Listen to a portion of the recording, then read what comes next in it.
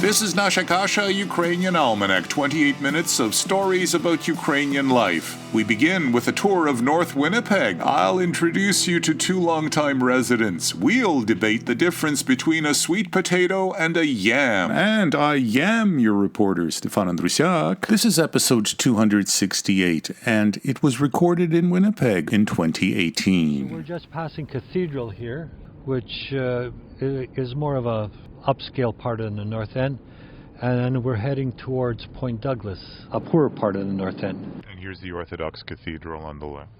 Across Redwood Avenue, over there is the Hesed Shalem Synagogue. Swing a right, if we can, on Pritchard. That's Saint Ivan Suchevsky. Every Thursday you can buy great pierogies there. You can see how Winnipeg's changed. That used to be a Jewish old people's manor here on my left. That is now an indigenous addiction center. It's a lovely, well-treed area. Yes, it's a very old area. This is Norquay Park that was named after John Norquay, the first Métis premier of Manitoba. And we are here on Lorne Avenue. Right over here is the house where I grew up. You remember playing on this street? Oh, yeah. It was a lot of fun. So Ukrainian kids, Jewish kids, Polish kids, all together? Yes. Now it's about 90% indigenous. That's public housing. This used to be a Ukrainian labor temple here, this small building here, and now it's the Holy Ascension Greek Orthodox Church. And the Labor Temple was a communist organization? Yeah. Passing the Bell Hotel, one of the first properties owned by the Bronfman family. Many Ukrainians started hotels and Yes. There was a hotel up the street here, the Manor Hotel. And at one time, this Main Street strip had more bars per meter than any street in Canada.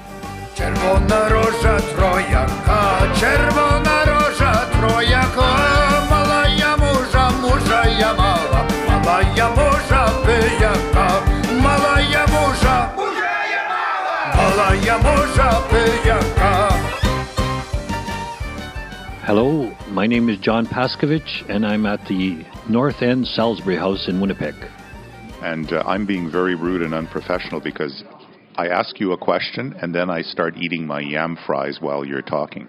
Well, that's a good advertisement for the Salisbury House yam fries. Yam? Is this yam? Sweet potato. Yam? What's the difference between a sweet potato and a yam, do you know? Same thing. Okay. A sweet potato is a yam? I did not know that. I think you should make a documentary about this. Yams? Well, whether it's the same thing. I think there's an investigation to be had. Well, actually, I was thinking that I was going to go on a Y diet.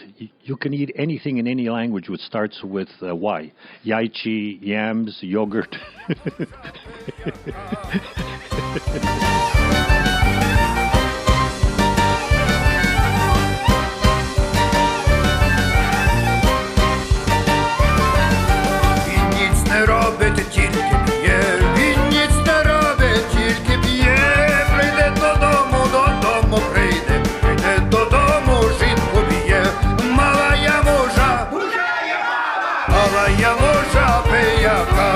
The name of our restaurant where we're having our meeting is the North End Salisbury House.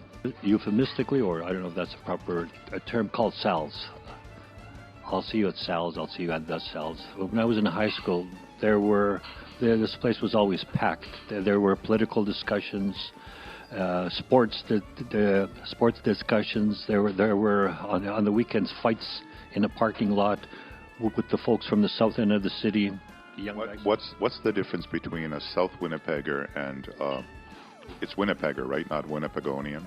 What's the difference between a South Winnipegger and a North Winnipegger? Usually, most of the people in the South are more economically advantaged, have more money. It's economically, and the mythology of the North End. This is where all the new immigrants always came. Burton Cummings lived up the street here. How long have you been coming here? Well, I've been coming here off and on since high school.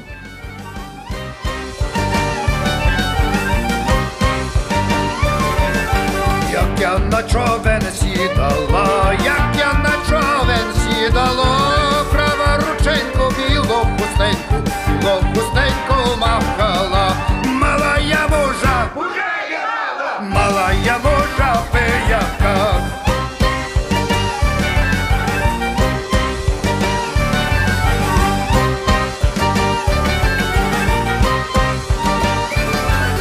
I was born in Austria. I came to Winnipeg, more specifically Lockport, in 1950. We stayed here for less than a year, and then we moved to Montreal. I lived in Montreal for about 6 or 7 years, and then we came back here when I was 12. What determined your road as a filmmaker? When did you know that that's what you wanted to do? Photograph, be a photographer, and a filmmaker? It was late in coming, actually. It was in my early 20s. I finished the university, and I didn't know what to do. So I was kind of wandering around. I spent a year in Montreal, and then I went to Europe for a year. And when I went to Europe, I picked up a camera, and I found that I enjoyed taking pictures. I applied at Humber College in Toronto for the photo arts department. I was rejected there.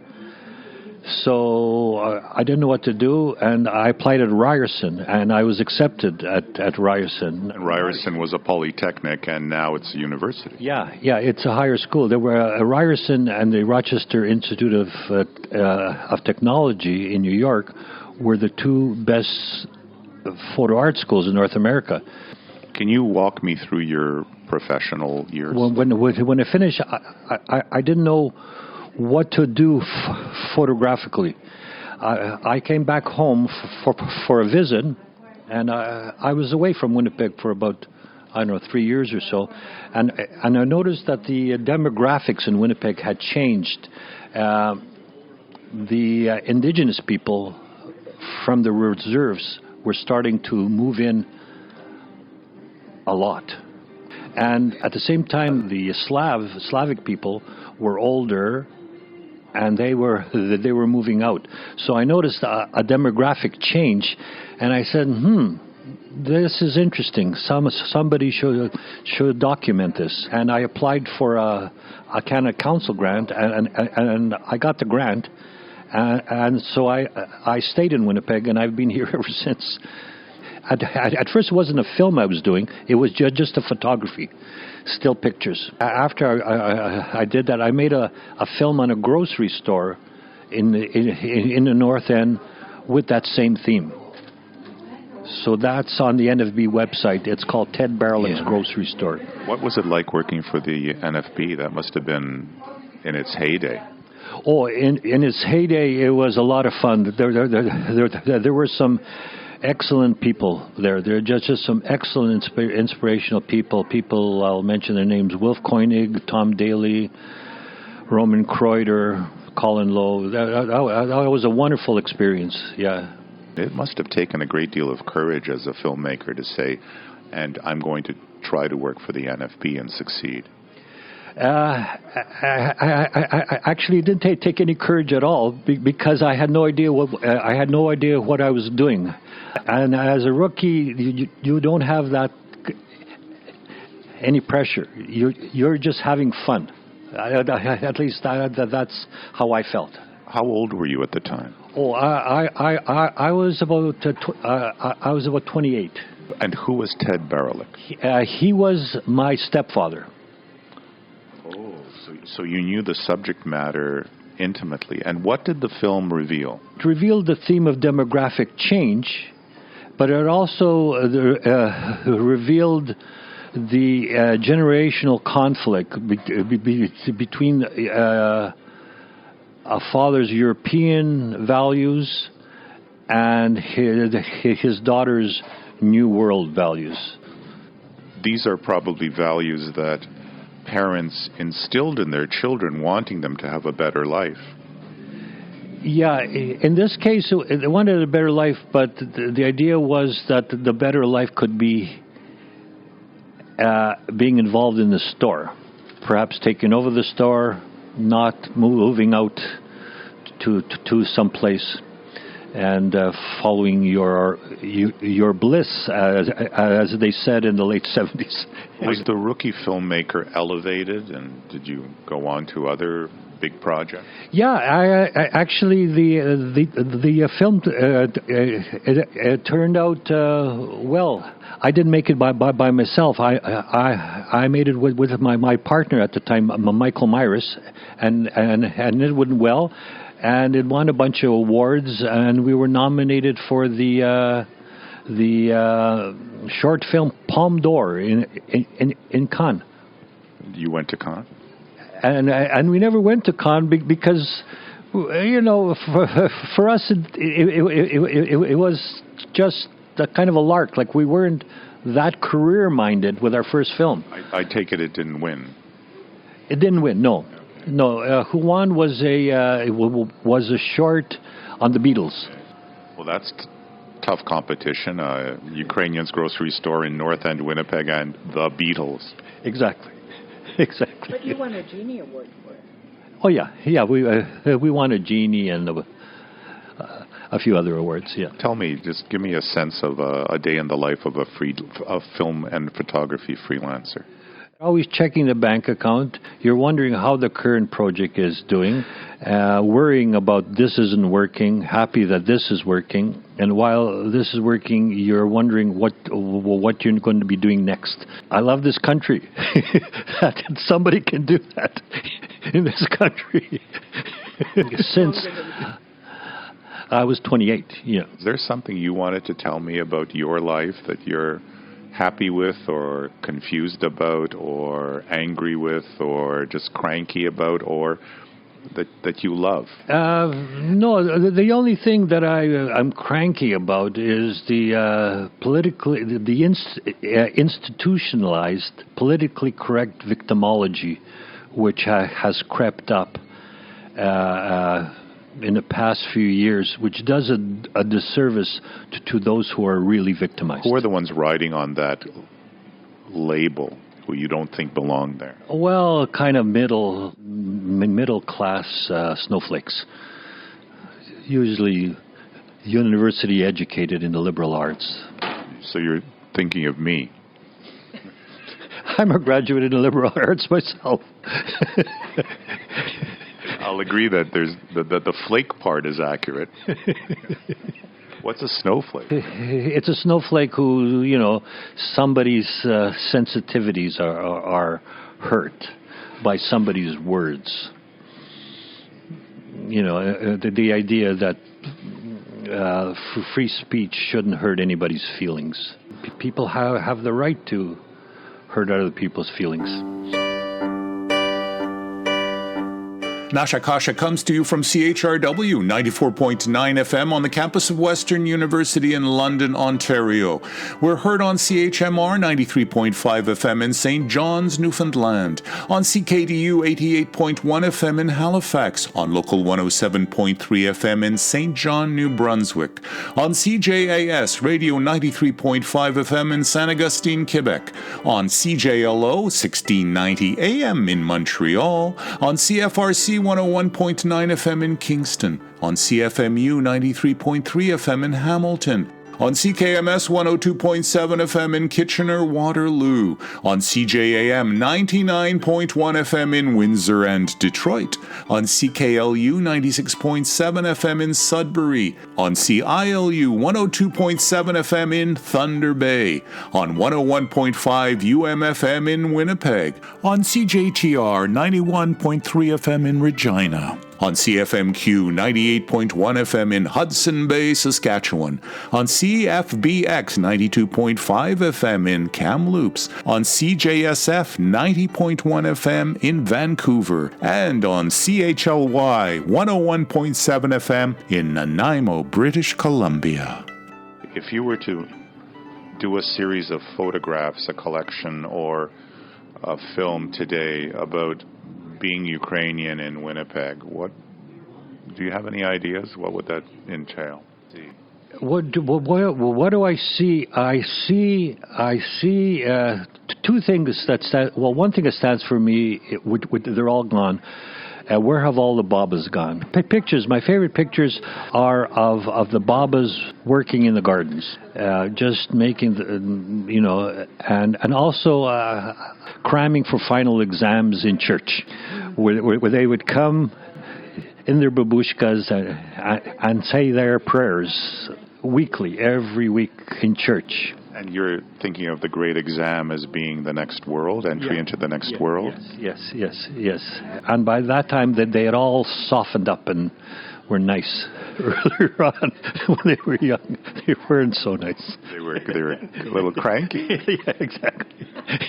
Maybe you had to be to survive in this climate, and in this climate politically and otherwise. It wasn't a welcoming landscape, and the people weren't always welcoming either. I agree 100%, and the ones who came over as displaced persons after the Second World War, going through, the Stalin and then Hitler, and then the displaced persons camps, and coming over, some of them to Venezuela, and then to Canada, and yeah. If they were cranky, they had their reasons. Can you tell me what you're working on now? Yes, I'm working on a documentary film. It's a working title, On Becoming Canadian, A War Story. It's a story of the contribution of Ukrainian Canadians during World War II. It's a coming-of-age story. Prior to World War II, the Ukrainians were, in many ways, a disadvantage and discriminated against minority. After World War II, however, as a result of their sacrifice, Canadian society was more amenable to treating them as real Canadians. We hope to have this film finished by January. It's 1 hour of archival still pictures. That's accompanied by first-person oral histories of the Ukrainian Canadians who volunteered to serve in World War II. Hi, I'm Danya Yavorska. I live in Winnipeg. I'm a retired teacher. And you came here in your youth and stayed. I did. We were traveling across Canada, a group of us, and trying to encourage Ukrainian young people to come to the student conference we were organizing in Ottawa. And we stopped in Winnipeg, and I just really liked it so much that we came back the following year, and I stayed, and everybody else went back east. You were a teacher, an academician. Yes, I taught in Ontario for 4 years, and then I came to Winnipeg. I didn't work as a teacher right away. I did some substitute teaching. I worked for a lawyer for a few months as an administrative assistant, and then I got a job teaching in Winnipeg, and I did that until I retired. What was it that charmed, enticed, embraced you about this province and this city? It was the people that I had met. Romano Nofrichuk got us involved in his choir. I was able to purchase and own a home that I don't think I would have been able to do out east. The Ukrainian Student Club here had 400 members. We worked on the radio, CKJS, and I read the Ukrainian news. I'm a very huge advocate of the arts. We worked on films and painting sets and doing bit parts in films. And the air was clean here. It was a healthy place to live. Did you combine your love of arts and education? Absolutely, I did. I did Super 8 filmmaking with students in grade 4. Do you remember what Super 8 is? I do remember what Super 8. It's a motel. It was also a format to make films. I also believed very strongly in integrating all of the arts into my teaching philosophy. And how did you meet our guest here? I met John at a party, and he came in from the cold, and we just kind of hit it off when we met, and I've known John since I moved to Winnipeg, I think. No, I've really enjoyed almost all of John's films. John did a film about himself and stuttering, which was also really interesting and a brave project, I thought. Why was it brave for you to do a story about stuttering? In many ways, the people who listen to people who stutter, very often they have the problem. But you made a film. What did the film say in the end? What was the takeaway? The takeaway, which I've learned, it took me a long time to learn that you have to be who you are, and if you stutter. And it always takes, most stutterers, a long time to discover that. Because we're social animals, and stuttering involves other people. Applying for a job, asking a girl out for a date as your kid, raising your hand in school, So it's a difficult thing to do. I had a tendency to finish some of his sentences. I was more impatient than I was having a problem with his stuttering. A lot of time we also fear silence, and we need to fill the gap somehow. Right. Yeah, absolutely. And for people who stutter, the idea of filling the gap is dreaded. Yeah, I mentioned that in my film. But in film, in a scene, there's nothing more powerful than silence. Good point. That's why in film, directors often hold a shot. Yeah. I lived in the South End for a year looking after a friend's home.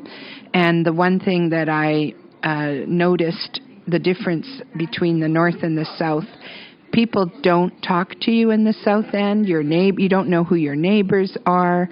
In the North End, people sit out on their stoops in the summertime. You walk by, you can have a conversation. Also, people are extremely helpful if there's a snowstorm, if there's a disaster of some kind. I think Winnipeg has the reputation of being very volunteer-oriented. Right now, as we're talking, there's a mayoralty election in Winnipeg, and Ed Ackerman is running for mayor. And Ed has come up with a novel idea, which sort of tells you a lot about the situation here in Winnipeg between the North and the South. He wants to implement, if he gets elected, a negative toll. He's going to give, using taxpayers' money, of course, like all city programs, he's going to give people in the South End $10 to spend in the North End. That way, the South End people will get a chance to meet the North End people, and they will spend the money, which will boost the economy of the North End. After that works, I told one friend, Ed wants to give the North Enders $10 to spend in the South End, to get to know the South End. And my South End friend said, well, in that case, we'll give them $15 to go back to the North End. So that's the difference between the North End and the South End of Winnipeg. We have a bit of an update. Winnipeg did hold its 2018 civic elections. Incumbent Mayor Brian Bowman was re-elected with 53% of the popular vote. Ed Ackerman, who proposed that $10 plan for North Winnipeg, garnered 1% of the ballots cast. You're listening to Banduras Jeffrey Stefaniuk and a folk song melody. It's from Disc 3 of the collection Golden Harvest, a musical celebration of Ukrainian Canadiana.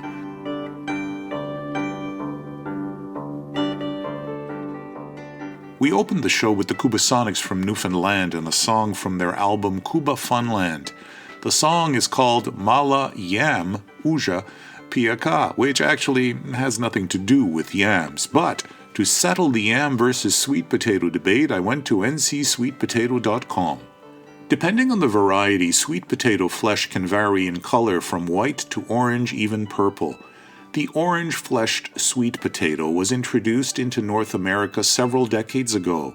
In order to distinguish it from a white variety that everyone was accustomed to, producers and shippers chose to use the African word nyami. These sweet potatoes have been labeled yams ever since.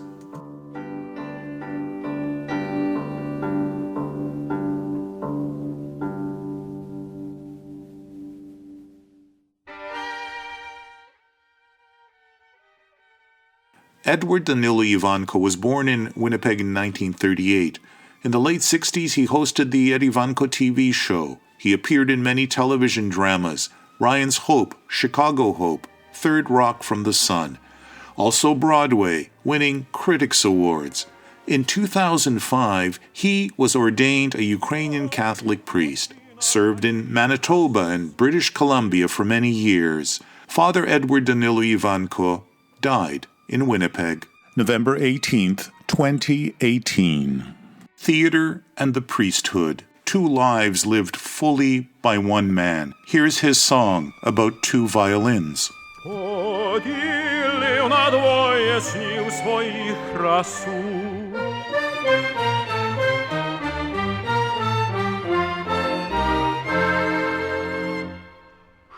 Перша скрипка біла лебідка, а друга скрипка вечірній сум. Закохались в нього дві сестри весною, одна як та нічка, друга мов той день. Перша просила грати сумної, друга хотіла веселих пісень. Одна сміялась, плакала друга, ей, поєднались радість і туга, ей, поєднались очах дівчини, як у двох скрипках ночі днини. Nasha Kasha is supported in part by the Shevchenko Foundation and the Ukrainian Credit Union. New Pathway Ukrainian News delivers news and insight every week in English and Ukrainian. Subscribe today at newpathway.ca. Back in a week, God willing. До милої зустрічі за тиждень часу, дорогі слухачі. А як розійшлися ті пісні луною,